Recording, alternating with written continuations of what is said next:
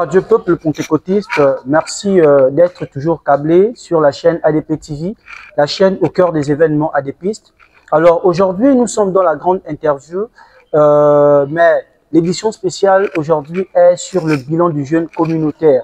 Alors, oui, mercredi dernier, mercredi de la semaine qui s'est écoulée, à partir de 24 heures, il y a eu un jeûne communautaire aux Assemblées de Dieu de Pentecôte. Et pour cette occasion, ADP TV a le privilège de recevoir aujourd'hui un des caciques, un des élèves pasteurs baptisés en 1996 à Simon Bondo. J'ai cité Papa Kupangoy Mapila Ulrich. Alors, gloire à Dieu et autorité. Alléluia, papa. Je vous ai bien présenté ou encore vous voulez avoir la latitude de mieux vous présenter? Non, mais vous savez, en Christ, nous sommes humbles. J'occupe la fonction de président des aumôniers et vice-président de la permanence. Oui. Ajouté à cela, vice-président de couche, je suis envoyé vers vous. Alors, pour parler du jeûne, papa, quelle était la thématique du jeûne? La thématique du jeûne, c'était 2025, année de grâce divine. C'était un jeûne communautaire, c'est-à-dire que à la base, c'est juste Libreville qui devait le faire, mais comme c'était un programme établi et mis en place par le président du comité exécutif, en la personne du pasteur Thiba Placide de Tsin, les églises comme Mouilan, Tolo et autres annexes ont sollicité aussi faire ce jeûne. Donc, nous avons envoyé des programmes et à 24 heures, quand nous avons débuté ici, ils ont aussi débuté au même moment. Donc, c'est un jeûne communautaire qui concerne un peu toute la communauté. Alors, merci. C'est un jeûne communautaire qui a concerné toute la communauté. Alors, expliquez-nous un peu. Le jeûne, ou encore pour revenir, le jeûne a commencé quand exactement et à quelle heure? Normalement, le jeûne devait se faire en décembre. En décembre. Comme il y avait le jeûne des prophètes. Le jeûne des prophètes, oui. Et après, comme on a notre président de l'église centrale de Libreville, le pasteur Sarah Maba François qui s'est marié avec tout ce qu'il y avait. Oui. Là, on a mis le jeûne début janvier. Début janvier. Voilà, parce qu'on a fait un jeûne spécialement des prophètes en décembre. Il fallait aussi que le peuple fasse un jeûne. Oui. Et la thématique de ce jeûne, c'était, comme disait 2025, année de grâce divine. Pourquoi année de grâce divine? Parce que au moment de la traversée qu'on a tous fait à la Pentecôte, du 31 au 1er janvier 2025, du 31 2024, décembre, il y a eu des bénédictions qui ont été proclamées. Oui. Et le Seigneur, dans son amour, a voulu que ces bénédictions qu'on a reçues pour l'année 2025, on puisse les sécuriser, d'où le fait de faire ce jeûne. Pourquoi faire ce jeûne? C'est pour inciter les brebis, les serviteurs de Dieu, à demeurer dans une condition spirituelle au top, c'est-à-dire éviter les fornications, éviter les souillures, devenir la parole de Dieu, parce que le Seigneur peut bénir, mais si tu n'es pas dans la condition spirituelle idéale, le diable vole ses bénédictions. Donc, ce jeûne, c'était plus à conscientiser le peuple, exhorter le peuple à bien faire ses confessions, à bien subir devant la face du Seigneur pour qu'on soit béni. Vous savez que quand un cœur n'est pas disposé, un cœur n'a pas de paix, il est difficile que le Seigneur puisse trouver la place. Et quand le Seigneur n'a pas la place, tu ne peux pas être béni. Donc, ce jeûne, c'était pour exhorter le peuple à se confesser, à se repentir, pour rentrer dans la gloire du Seigneur, pour bénéficier véritablement des bénédictions de cette année 2025. Alors, merci papa pour cet éclaircissement. Nous savons que quand on fait un jeûne aux Assemblées de Dieu de Pentecôte, il y a des sujets de prière, mais aussi des paroles prophétiques. Alors, est-ce que papa peut nous citer, nous citer les sujets de prière, mais aussi les paroles prophétiques qui ont été élaborées pendant le jeûne? On avait une parole prophétique qui nous a tous marqués durant le deuxième jeûne. Le deuxième jour, c'est Ésaïe 44, verset 3, qui parlait évidemment que le Seigneur est en train d'arroser son peuple. C'est une parole de bénédiction.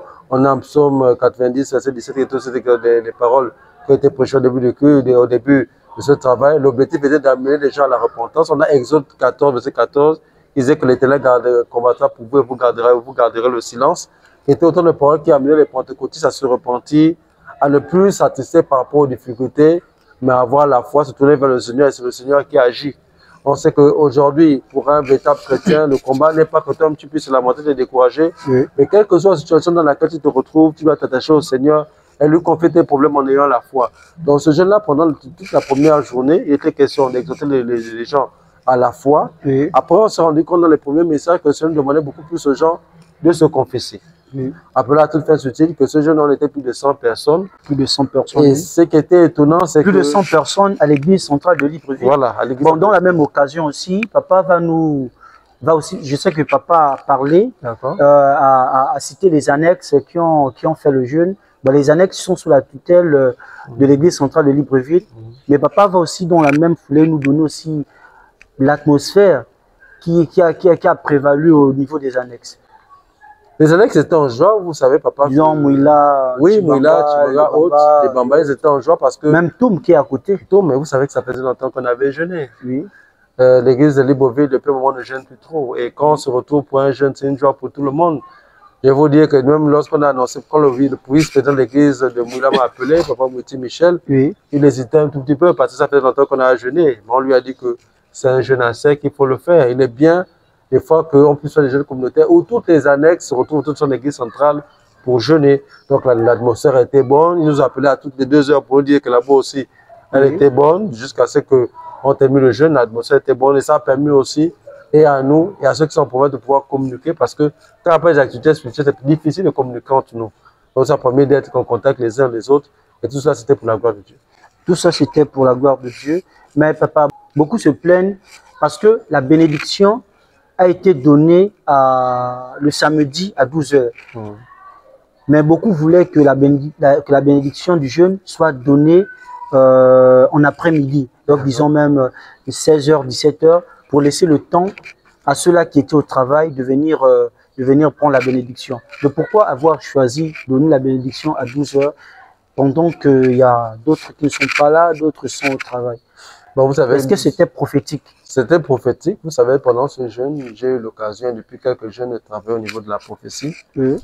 Le Seigneur avait donné des consignes très strictes. On devait boire l'eau vendredi à 16 heures et on devait manger samedi à 12 heures. Oui. Donc, même moi qui vous parle, la bénédiction de l'eau, je l'ai ratée parce que moi, je servais du travail à 21 heures. Vous savez qu'avec notre Dieu, mais avoir raté, si vous avez raté la bénédiction, est-ce que vous n'êtes pas en quelque sorte sorti du plan? Du tout. Lorsque le Seigneur bénit son peuple. Parce qu'on sait qu'il faut toujours prendre la bénédiction. À Pentecôte, toute activité spirituelle débute par une bénédiction et termine aussi par une bénédiction. Mais c'est prophétique. Le Seigneur sait que j'étais au travail. Nous savons que nous prions un Dieu vivant et qui est puissant. Lorsqu'on donne une heure, moi je connaissais l'heure, mais j'étais au travail. Et depuis le travail, j'ai prié pour recevoir ma bénédiction. Vous savez, autant pour que moi, que même lorsqu'on fait la permanence, il y a une seule bénédiction à l'entrée, une seule bénédiction à la sortie. Oui. Quand tu viens en retard à la permanence, on ne te donne plus la bénédiction. On prie pour toi, on te fait la confession générale, tu rentres. Si à la fin, tu dis que tu pars avant et que parce que tu as des occupations, on ne te donne pas la bénédiction. Il y a une seule bénédiction d'entrée et sortie. C'est ce qui s'est passé pendant le jeûne. La bénédiction pour boire de l'eau était à 16 heures. Moi, je suis au travail, j'étais conscient de ça. J'ai rendu grâce au Seigneur en disant que je ne suis peut-être pas à l'église, mais comme tu as dit c'est à 16 heures, que la bénédiction que les autres reçoivent, je la reçois aussi. Maintenant, samedi, effectivement. Même ceux qui sont en province aussi ont pris la bénédiction. C'est à la même heure. Tout le monde, c'est à la même heure. C'est la même heure. Quand le Seigneur donne une heure, avec le Seigneur, c'est cadré, vous le savez. Oui. Quand il dit c'est 16 heures que l'Église doit avoir la moisson, la bénédiction, il déverse la bénédiction. Quel que soit l'endroit où tu te trouves, tu reçois la bénédiction. Donc maintenant, pour le samedi, il était question de 12 heures. Moi, j'allais au travail. Mais moi, j'ai fait l'effort, je suis allé au travail. Je me suis battu pour venir ici à 12 heures, même quand la bénédiction était passée. Mais, même si tu n'es pas là, du moment que tu as fait l'œuvre, tu dois être convaincu que tu es béni. Et c'est ça qui n'est pas manque aux personnes, parce qu'on ne peut pas attendre tout le monde. Ce n'est pas possible. Moi, il m'arrivait de faire des jeûnes à cause de mon travail, des fois. Je suis encore au travail, la bénédiction est passée. Des fois, je viens, il n'y a plus personne. Mais je comprends aisément que ce sont les heures du Seigneur. Même si on bénit quand je ne suis pas là, la bénédiction descend quand même. Amen. Donc il faudrait qu'à la longue, les gens comprennent que la bénédiction du Seigneur, quand il donne une heure, c'est l'heure là. Mais papa disait tantôt que pendant le jeûne, il y a eu près de 100 personnes. Mais dans notre travail d'investigation, beaucoup ont dit que la plupart, c'était les non-baptisés, voire on va dire quoi? Les non-baptisés, voire les baptisés qui n'ont pas trop l'habitude qui n'ont pas l'habitude de venir, les diacres et autres. Mais il y avait peu de pasteurs. On comptait les pasteurs sur les bouts de doigts. C'est vrai. Côté femmes, il y avait quasiment presque 8 ou 9 pasteurs femmes. Côté hommes, on était 4 ou 5. Il faut dire que, vous savez, le choix est individuel. C'est-à-dire que lorsqu'on dit un jeûne, on ne force pas quelqu'un à venir faire. Mais c'est dans ton appréciation de dire c'est un jeûne communautaire, tu viens faire. Donc lorsqu'on est arrivé, on s'est rendu compte qu'il y avait beaucoup de catéchumènes et beaucoup de baptisés qui n'ont pas l'habitude de faire. Je ne sais pas si vous avez vu le culte, il y a 2 ou 3 mamans qui sont présentées, même qui s'est présentée qu'elle est catéchumène, mais elle a fait le jeûne. C'est là même c'était beaucoup plus difficile pour nous parce que lorsqu'on était en train de faire le jeûne, le Seigneur, dans le premier message, disait que beaucoup ne connaissaient même pas bien faire les confessions parce qu'ils étaient nouveaux. Donc il fallait d'abord les enseigner et montrer comment on fait les confessions, les enseigner les confessions, puisqu'on peut tous rentrer dans la bénédiction. Oui. Donc, on peut passer des choix, et puis le Seigneur a su toucher les gens. Vous savez, je vous ai dit qu'en décembre, on a fait un premier jeûne. Oui. Donc, un jeûne des prophètes. Un jeûne des prophètes. Donc, la majorité des prophètes qui trouvaient qu'ils avaient déjà fait leur jeûne avaient le choix de dire que j'ai déjà fait mon jeûne, j'ai ma bénédiction, je ne viens pas. Bon, nous, c'est par conviction. Mais pour parler des catéchumènes, est-ce que vous n'avez pas reçu, ce sont des personnes quand même qui n'ont pas l'habitude de faire les jeûnes à sec à Pentecôte, et on connaît le jeûne à sec à Pentecôte, on n'avale pas la salive, on ne mange pas, on ne boit pas de l'eau. Est-ce que vous n'avez pas enregistré des cas un peu, est-ce qu'il n'y a pas des personnes qui sont tombées, je ne sais pas. Bon, ce qui est est-ce que ces non-baptisés ont tenu? Ils ont tenu. Ce qui est extraordinaire dans ce jeûne, c'est que dès le début, au niveau de département de la profession, on a demandé à ceux qui sont malades, qui prennent les traitements, de se faire connaître. Mais ce qui était surprenant, là on avait la gloire descente, de Dieu descendre, c'est que la majorité, sachant que pour ceux qui s'étaient malades, n'ont pas voulu prendre leur traitement. Ils ont tous dit, on a la foi, on va jusqu'au bout. Et on a même reçu des messages, le Seigneur disait que certains ont reviennent pour un médicament parce qu'ils ont mis leur foi. Ce qui fait qu'au bout du deuxième jour, certains étaient vraiment fatigués. Mais par la grâce de Dieu, ils ont tenu. Donc, on bénit le Seigneur parce que je vous le disais déjà que même au niveau des messages, il y a beaucoup de catéchumènes qui reçoivent pour la première fois des messages par les sols. Donc, Dieu s'est manifesté. Malgré le peu de comités, malgré ceux qu'on sait qui sont les prophètes qui n'étaient pas là, Dieu s'est manifesté par des gens qui n'avaient pas l'habitude de prophétiser et sa gloire est descendue. Ça, il y avait même des messages qui se complétaient. Là, on disait, ah, le message bien complété, le message s'est complété. Donc, tout ça, c'était pour la gloire de Dieu. Et moi, ce que j'ai retenu de ce jeune avec mon expérience, c'est que, en fait, le Seigneur qui veut vrai, il peut me voir avec les cailloux. Même celui qui n'a pas l'habitude de prophétiser, il peut travailler avec lui. Et c'est ce qu'on a vu dans ce jeune. Beaucoup ne l'ont pas fait, mais gloire à Dieu, ce jeune a béni tout le peuple pentecôtiste. Parce que quand on fait un jeûne, ce n'est pas seulement pour nous qui jeûnons, c'est pour tout le monde. Bon, ce jeûne a béni tout le peuple pentecôtiste. Papa, après le jeûne, comment vous vous sentez? Je me sens physiquement et spirituellement fortifié. Déjà, je vais vous dire un secret. Si j'ai digéré le culte jeûne, parce que j'ai fait le jeûne. Parce que les critères pour déjà un jeûne, quand on sort d'un travail puissant comme ça, il fallait être dans le jeûne, pas passer à côté prédicateur aussi dans le jeûne. Je me sens vraiment léger, je me sens vraiment apaisé parce que, comme disait le jeûne, c'était année de grâce et vie. Donc, il fallait que je me fortifie dans ma foi.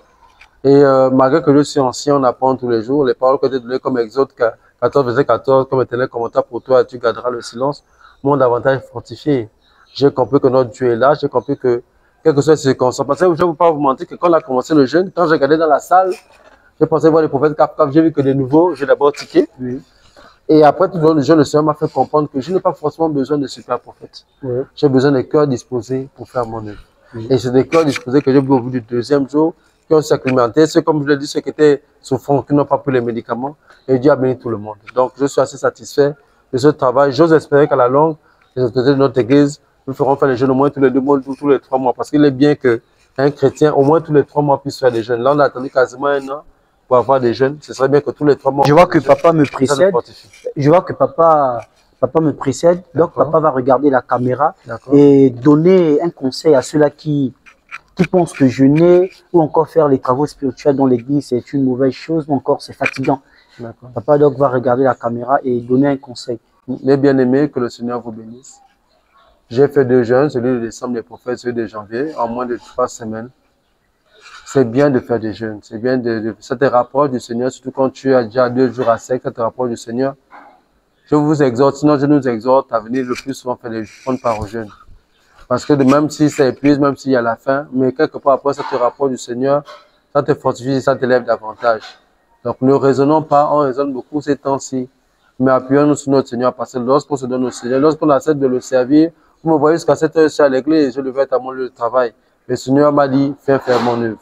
Donc lorsque nous servons le Seigneur, ce que nous devons au Seigneur, le Seigneur nous bénit également. Donc je vous exhorte très prochainement, quand il y a un travail, venez. Ne voyez pas la faim, ne voyez pas que sans manger, mais tournez vos regards vers le Seigneur parce que sûrement lorsque tu vas avoir la volonté de venir faire, il va te bénir aussi en retour. Que le Seigneur vous bénisse. Alors merci peuple pentecôtiste, comme vous l'avez constaté, aujourd'hui nous avons reçu dans notre émission la grande interview, la spéciale, aujourd'hui le bilan du jeûne communautaire. Nous avons reçu l'élève pasteur Koupangoy Mampila Ulrich, président des aumôniers et vice-président du groupe Je suis m'a envoyé vers vous.